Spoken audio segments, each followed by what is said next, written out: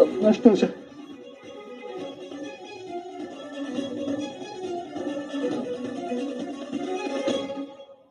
बुद्धिमान व्यक्तियों जैसे तर्क देते हो, किंतु वास्तव में मूर्खतापूर्ण बातें करते हो पार्थ। क्या नष्ट हो जाएगा? वृक्ष के कुछ पत्ते झड़ जाएं या नए उगाएं, उसे आनंद या दुख का कारण नहीं कहा जाता। पत्तों के जन्म का उद्देश्य और उनके जीवन का अर्थ केवल वृक्ष को जीवित रखना होता है। वैसे मनुष्यों के जन्म और जीवन का कारण वास्तव में समाज का सुख। समाज संसार के लिए और ये सारा संसार सृष्टि के लिए और ये सारी सृष्टि स्वयं परमात्मा के लिए है पार्थ। जो इस तथ्य को जान लेता है उसे धर्म का मार्ग सदा ही स्पष्ट दिखाई देता है। हाँ पार्थ, इस युद्ध में विध्वंस होगा, अवश्य होगा।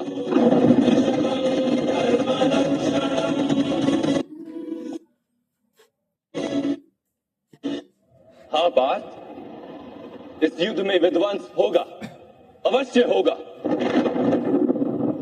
किंतु ये भी जान लो कि नई परंपराओं का निर्माण भी होगा। पुरानी परंपराएं विष बन गई हैं। हजारों वर्ष पूर्व वेदों ने जिस धर्म की स्थापना की थी वो अब केवल शब्द बनकर रह गई। जो वर्ण व्यवस्था मनुष्य की बुद्धि पर आधारित थी वो आज मनुष्य के जन्म पर आधारित हो गई, शोषण का माध्यम बन गई है पार्थ।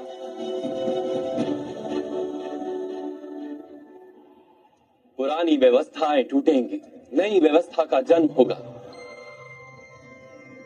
पुराना धर्म नया रूप लेकर प्रकट होगा। जिस प्रकार वर्षा ऋतु से पूर्व बादलों से छाया आकाश भी मैला दिखाई देता है और धूल से घिरी मिट्टी भी मैली दिखाई देती, वैसी ही स्थिति है आज। और वर्षा के पश्चात आकाश और पृथ्वी धुलकर स्वच्छ हो जाते, वैसे इस युद्ध के पश्चात समाज और संसार धुलकर स्वच्छ हो जाएंगे पार्थ।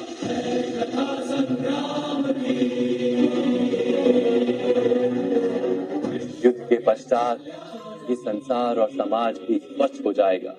इसलिए मोह का त्याग करो पार्थ। समग्र संसार के लाभ का विचार करो। शस्त्र उठाओ और युद्ध करो। शस्त्र उठाओ और युद्ध करो।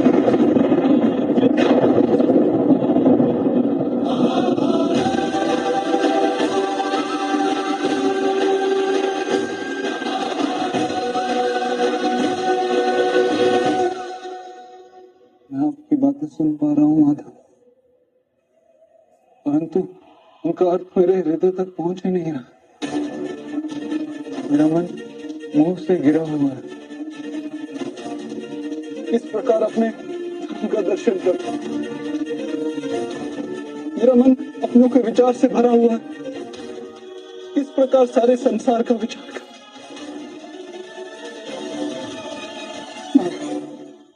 आपने कहा था कि आप मेरे रथ को उचित दिशा में ले चलेंगे।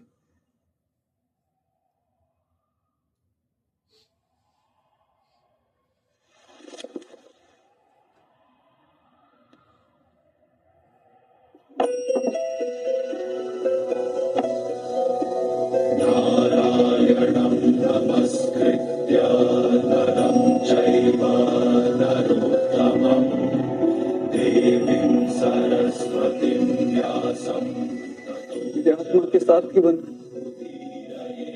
जीवन रथ को उचित मार्ग पे ले आइए माता। नारायणं नमस्कृत्य नरं चैव नरोत्तमं देवीं सरस्वतीं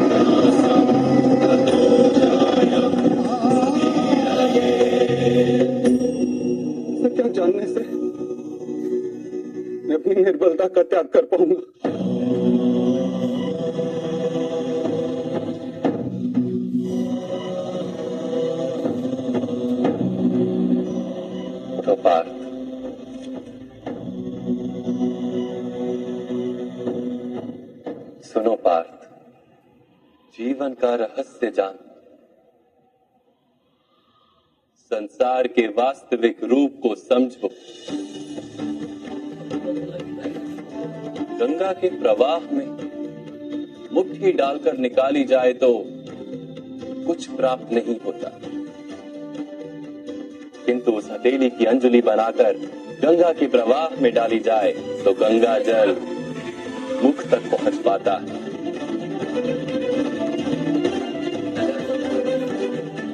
विचार करो पार्थ, अहंकार की मुट्ठी बांधी है या समर्पण की अंजलि बनाई है तुमने?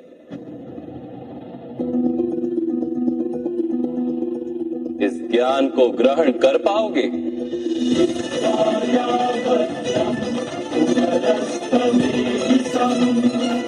कर पाओगे?